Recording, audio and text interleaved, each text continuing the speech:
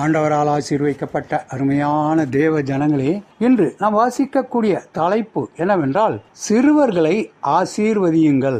அவர்களை அணைத்துக் கொண்டு அவர்கள் மேல் கைகளை வைத்து அவர்களை ஆசீர்வதித்தார். மார்க்கு 10வது அதிகாரம் 16வது வசனம். கரோலின் என்ற பெண்மணியும் அவரது தோழி கிறிஸ்டினும் 1999ஆம் ஆண்டு அவர்கள் பண உதவி செய்து படிக்க வைத்த மாணவனை பார்க்கும்படி வந்தனர்.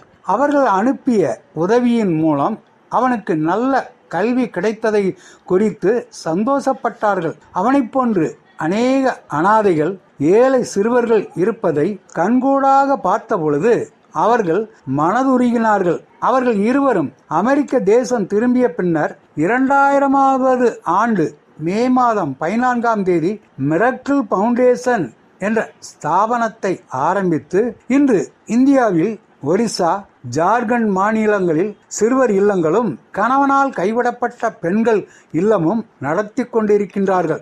இவைகளில் 500க்கும் அதிகமானவர்கள் பயனடைந்து கொண்டிருக்கின்றார்கள். இதுபோன்று Adventist child India, Asian aid என்று எத்தனையோ ஸ்தாபனங்கள் ஆயிரக்கணக்கான ஏழை எளிய சிறுவர்கள், அனாதை சிறுவர்களுக்கு உணவும் கிறிஸ்தவ கல்வியும் கொடுத்து கொண்டிருக்கின்றனர்.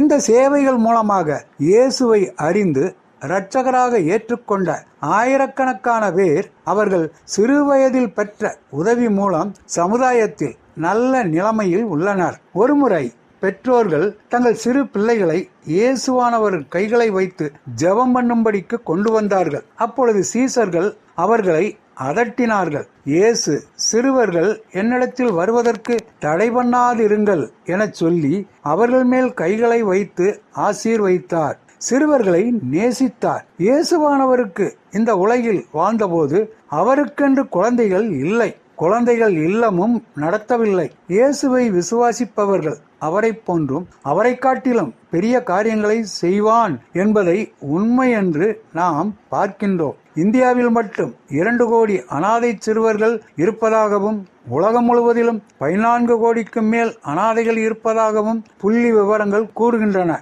கிறிஸ்துவை விசுவாசிப்பவர்கள் இப்படிப்பட்ட துரத்துண்டவர்களையும் திக்கற்ற சிறுவர்களையும் ஆதரிக்க வேண்டுமென்று நடத்தும் இல்லங்கள் அவர்கள் இயேசுவுக்காக செய்யும் பெரிய காரியங்களை வெளிப்படுத்துகிறது. நீங்கள் தனியாகவோ குடும்பமாகவோ சபையாகவோ எத்தனை ஏழை சிறுவர்கள் அல்லது அனாதை சிறுவர்களுக்கு உதவி செய்து கிறிஸ்துவின் அன்பை பகிர்ந்து கொள்கின்றீர்கள்?